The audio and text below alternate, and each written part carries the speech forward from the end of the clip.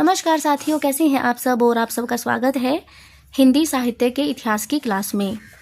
साथियों, हम आदिकाल कंप्लीट कर चुके हैं। हम भक्ति काल देख रहे हैं और भक्ति काल में भी हम निर्गुण जो काव्य धारा है हम उसको बिल्कुल कंप्लीटली देख चुके हैं। और अब हम देख रहे हैं सगुण काव्य धारा को। सगुण काव्य धारा में राम काव्य को हम देख चुके हैं और आज इस वीडियो से हम शुरू करेंगे कृष्ण काव्य को।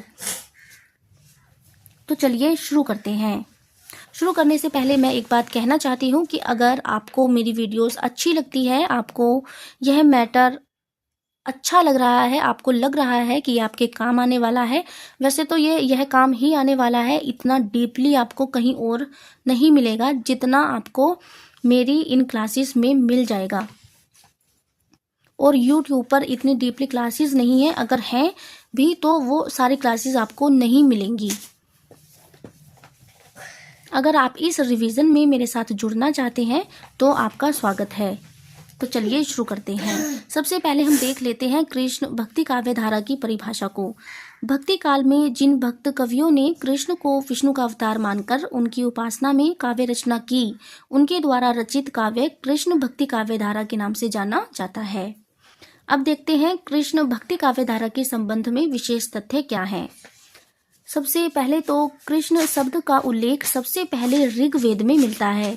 कहाँ मिलता है? ऋग्वेद में मिलता है।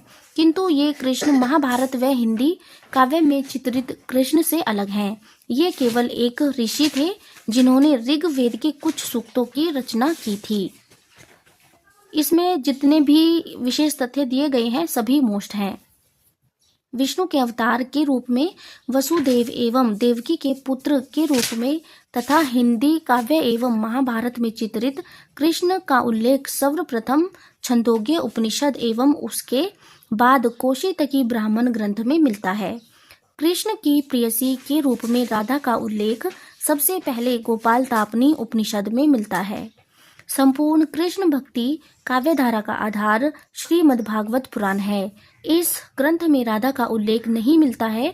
कृष्ण भक्ति काव्यधारा के प्रवर्तक वल्लभाचार्य हैं। कृष्ण भक्ति से संबंधित प्राचीनतम सबसे पुराना संप्रदाय निम्बार्क संप्रदाय है।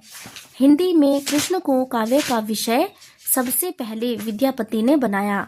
पदावली हिंदी की प्रथम रचना है जिसमें कृष्ण का सबसे पहले चित्रण हुआ है। कृष्ण भक्ति आगे कर लेते हैं।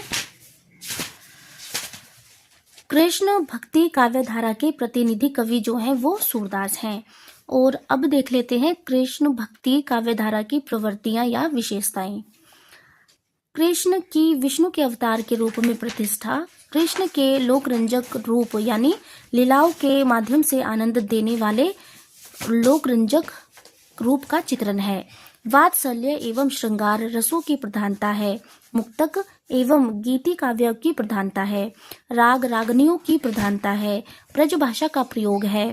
भ्रमर गीतों की सुदीर्घ परंपरा एवं मौलिक उद्भावनाओं के माध्यम से निर्गुण भक्ति का खंडन तथा सगुण भक्ति का मंडन किया गया है। लोकोक्तियों एवं मुहावरों का प्रचुर प्रयोग है।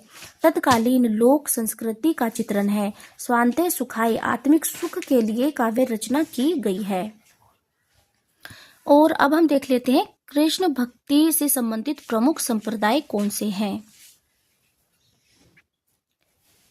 कृष्ण भक्ति से संबंधित प्रमुख संप्रदाय, यह 5 संप्रदाय हैं। इनको देख लेते हैं। निम्बार्क संप्रदाय, इसके प्रवर्तक है निम्बार्काचार्य। इसको हंस संप्रदाय या सनक संप्रदाय के नाम से भी जाना जाता है। फिर है राधा वल्लभ संप्रदाय और इसके प्रवर्तक हैं गोस्वामी हित हरिवंश। वल्लभ संप्रदाय और इसके प्रवर्तक हैं वल्लभाचार्य। सखी या हरिदासी संप्रदाय और इसके प्रवर्तक हैं स्वामी हरिदास। चैतन्य गौड़ीय संप्रदाय और इसके प्रवर्तक हैं चैतन्य महाप्रभु। कृष्ण काव्य से संबंधित जो बेसिक चीजें थी लेकिन इम्पोर्टेंट थी वो सब हो चुकी हैं। और अब हम शुरू कर रहे हैं निम्बार्क यानी जो संप्रदाय हैं उनको अब हम पढ़ना शुरू कर रहे हैं। तो सबसे पहले आता है निम्बार्क संप्रदाय और इसके प्रवर्तक है निम्बार्काचार्य। हंस या सनक संप्रदाय भी कहा जाता है और इसके प्रवर्तक हैं निम्बार्काचार्य। प्रवर्तन का वर्ष है 1182 ईस्वी। भक्ति का दार्शनिक आधार है द्वैता द्वैतवाद। कृष्ण का स्वरूप है लीला विहारी। इस संप्रदाय में राधा व कृष्ण की युगल रूप में उपासना की जाती है। राधा की मूर्ति कृष्ण के वाम भाग में होती है। इस संप्रदाय में स्वकीय भाव की प्रधानता है, अर्थात राधा को कृष्ण की विवाहिता माना गया है। प्रधान पीठ या गद्दी सलेमाबाद, अजमेर, राजस्थान। वृंदावन स्थित श्री जी की बड़ी कुंज इसी संप्रदाय से संबंधित है। इस संप्रदाय के प्रथम उपदेशक आचार्य हंसदेव माने जाते हैं। निम्बार्क संप्रदाय के प्रमुख कवियों को देख लेते हैं। निम्बार्काचार्य श्री कृष्ण भट्ट या श्री भट्ट, हरि व्यासदेव, आचार्य परशुराम देव, और इन सब को अभी हम देखेंगे। सबसे पहले है निम्बार्काचार्य नियमानंद या आरुणि। इनका जो मूल नाम था वो था नियमानंद, बचपन का नाम था आरुणि। इनका जन्म हुआ 1162 ईस्वी के आसपास वेल्लारी के निम्बापुर गांव में। गुरु का नाम था नारद मुनि। प्रमुख शिष्य थे इनके श्री निवासाचार्य, श्री लक्ष्मण भट्ट, ओदुबराचार्य, गौर मुखाचार्य। और रचनाएं हैं, निम्बार्काचार्य को हम पढ़ रहे हैं और इनकी रचनाएं हैं वेदांत, परिजात सौरभ, 10 श्लोकी, श्री कृष्ण स्तवराज, प्रपन्न, कल्पवल्ली। इस संप्रदाय में निम्बार्काचार्य को कृष्ण के सुदर्शन चक्र का अवतार माना जाता है। टिप्पणी: निम्बार्क संप्रदाय कृष्ण भक्ति से संबंधित प्राचीनतम संप्रदाय है। अब देखते हैं श्री भट्ट को।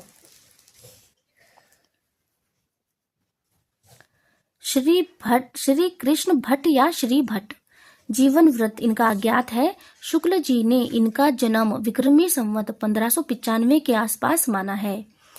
जन्म स्थान है इनका ध्रुव टीला, मथुरा। गुरु का नाम है केशव कश्मीर भट्ट।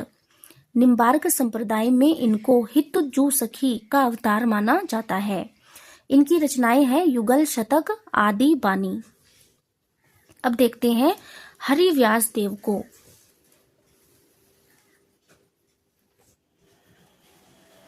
हरि व्यास देव नाभादास ने भक्तमाल में इन्हीं श्री भट्ट का शिष्य बताया है।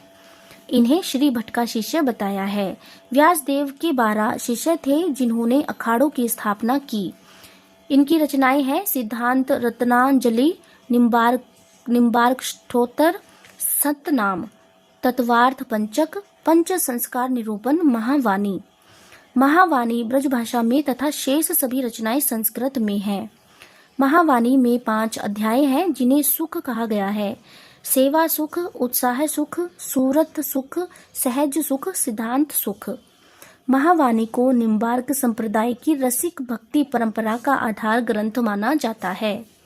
और अब देखते हैं आचार्य परशुराम देव जी को। आचार्य परशुराम देव, जीवन वृत्त इनका अज्ञात है। इनका जन्म हुआ नारनौल हरियाणा के समीप। गुरु हैं हरिव्यास देव। रचना है परशुराम सागर। ये निम्बार्क संप्रदाय की गद्दी को वृंदावन से सलेमाबाद लेकर गए थे। तो यहाँ पर हमने निम्बार्क संप्रदाय को देख लिया है और उसके अंतर्गत जो कवि आते हैं हमने उनको भी देख लिया है। आगे के जो कवि हैं या संप्रदाय हैं उनको हम देखेंगे अगली वीडियो में। इस वीडियो में इतना ही। धन्यवाद।